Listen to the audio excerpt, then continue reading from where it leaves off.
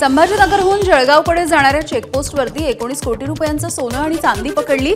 जळगावमधल्या नामांकित सराफाचं सोनं असल्याची माहिती। जीएसटी विभागाकडून सर्व कागदपत्रांची तपासणी केली जाणार।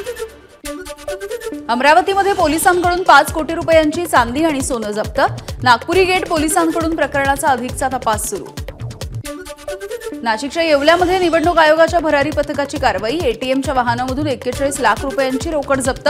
पैशांची पावती आणि प्रत्यक्ष रकमेमध्ये 10 लाख रुपयांची तफावत आढळल्यामुळे कारवाई। पुन्हा एकदा उद्धव ठाकरेंच्या बॅगांची तपासणी। नेवासा इथल्या हेलिपॅडवरती तपास पथकाकडून बॅगांची तपासणी। जालन्यामधल्या हेलिपॅडवरती अमित देशमुख यांच्या हेलिकॉप्टरची निवडणूक विभागाच्या पथकाकडून तपासणी।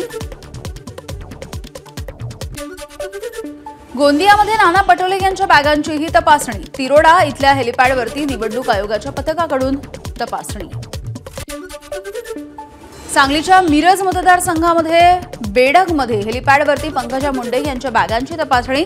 भाजप उमेदवार सुरेश खाडे यांच्या प्रचारासाठी पंकजा मुंडे यांची सभा। रत्नागिरीच्या जयगड जेएसडब्ल्यू हेलिपॅडवरती उदय सामंत यांच्या हेलिकॉप्टरची तपासणी। सामंत यांनी दर्शवली निवडणूक आयोगाच्या सर्व नियमांचं पालन करण्याची तयारी।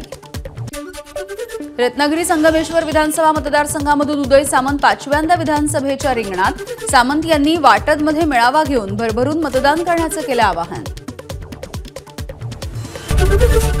एबीपी माझा, उघडा डोळे बघा नीट।